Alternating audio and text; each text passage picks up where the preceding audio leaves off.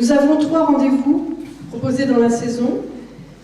Nous serons là avec un événement majeur, une création très importante en nombre et aussi de son caractère un peu historique, exceptionnel. C'est la reprise de la création d'Ariane Mnouchkine qu'elle avait proposée en 1985 au Théâtre du Soleil, l'histoire terrible mais inachevée de Norodom Sihanouk, roi du Cambodge, qu'elle avait toujours rêvé de réinventer avec des acteurs cambodgiens, de transmettre cette histoire qui est la seule finalement, c'est le seul récit d'histoire contemporaine théâtrale que le Cambodge peut avoir comme une espèce de référence. Le texte magnifique d'Hélène Cixous. Cette année, voilà, c'est fait. Depuis l'an dernier d'ailleurs, la première partie a été créée. La deuxième partie va être créée cette année et l'intégrale sera présentée ici de façon tout à fait exceptionnelle puisque nous présentons un soir la première partie, le lendemain la seconde partie et le samedi l'intégrale. Ça sera une très grande journée de théâtre mais aussi d'entracte, de moments de discussion, un moment de partage avec ces jeunes acteurs qui viennent d'une école de cirque au départ et qui ont été embarqués dans le théâtre par Georges Bigot, qui lui-même a créé le rôle de Norodom Sihanouk au théâtre chez Mnouchkine il y a bien longtemps.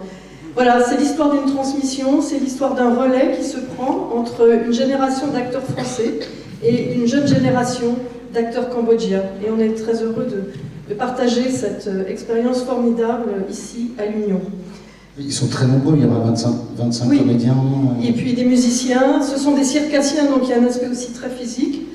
Et voilà, ça va être quelque chose de particulièrement... c'est une épopée, donc c'est une histoire qui d'ailleurs ne se termine inachevée. Malheureusement pour Norodom Sihanouk, maintenant c'est achevé, il est décédé l'an dernier.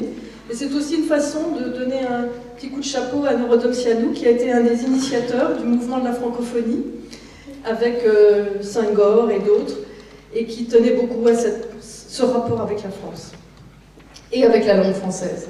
Le deuxième projet, la deuxième proposition que nous faisons, c'est un spectacle peut-être plus léger, très familial en tout cas, qu'on peut voir très jeune. C'est Chocolat Clown Nègre. Il s'agit en fait de l'invention, de la réinvention de ce qu'était Chocolat, le premier artiste noir de la scène française, au tout début du XXe siècle. Il avait créé avec un artiste blanc qui s'appelait Foutit, le duo Foutit et Chocolat. Et il a été pendant une vingtaine d'années la coqueluche des scènes françaises, de toutes les vedettes. C'était une vedette, voilà. C'était une vedette du music hall. Comment il est arrivé en France? D'où venait-il? Comment s'est-il trouvé embarqué dans un cirque? Eh bien, c'est ce que raconte ce spectacle. L'originalité du projet, c'est qu'il a été créé entre un historien, Gérard Noiriel, qui n'est pas n'importe qui, puisqu'il a participé notamment à l'élaboration de la maison de l'immigration en France, dont il a d'ailleurs voulu démissionner ensuite. Donc, sous Sarkozy, il n'était pas très content de la façon dont les choses se présentaient. Donc, entre un historien et un metteur en scène qui est Marcel Bozonnet. Et donc, c'est un spectacle à la fois de théâtre, de cirque, de music hall. Il a un aspect documentaire aussi, on a des images d'archives, des choses tout à fait, voilà, un peu saccadées, de ce qu'on voyait dans les petits... ce qui préfigurait les cinémas de ces années-là. Et ça sera un spectacle qu'on peut voir en famille de façon très agréable.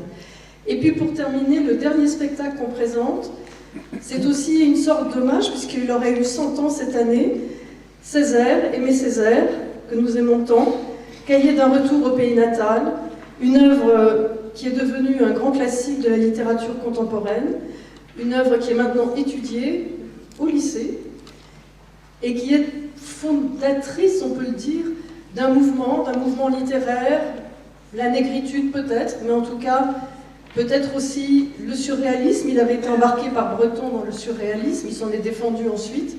Et c'est porté par un magnifique acteur, Jacques Martial, qui donne de ce spectacle, qui est pourtant de la poésie, une incarnation, une physicalité, je dirais, par son corps, par son verbe, par une espèce de transcendance qui est la sienne.